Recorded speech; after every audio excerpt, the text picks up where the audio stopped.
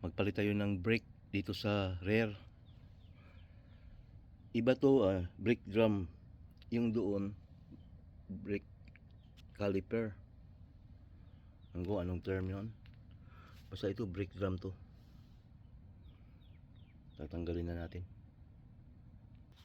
Ayan, natanggal na natin yung gulong. Gagamit tayo ng bolt dito para ma-pull natin yung cover, yung drum. Itong bolt silbing puller para matanggal natin yung drum. Ayan na, oh. Kailangan na talagang palitan to.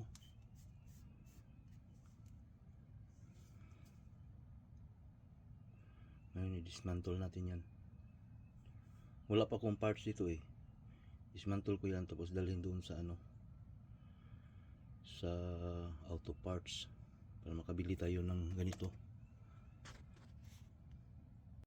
Tiningnan ko yung bago, saka yung luma. Okay pa yan eh. Oo?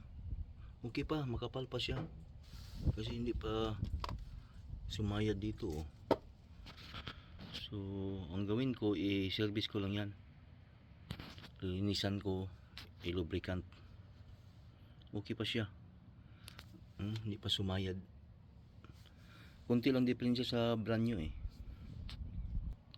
Linisan ko lang ng mabuti at lagyan natin ng oil para maganda yung pag work sa open and out sa brake.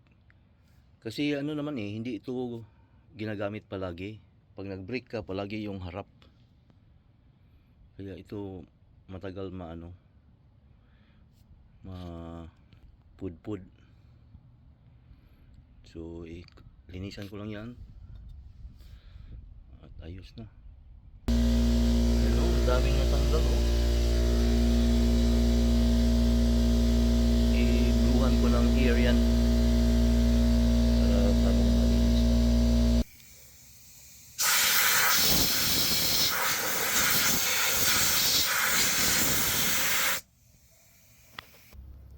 Ayan, nilubricant ko na.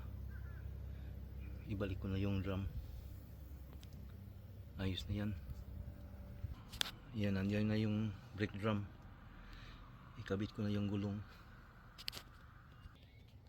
Ayan, nakabit na natin yung gulong. Sa kabila na naman.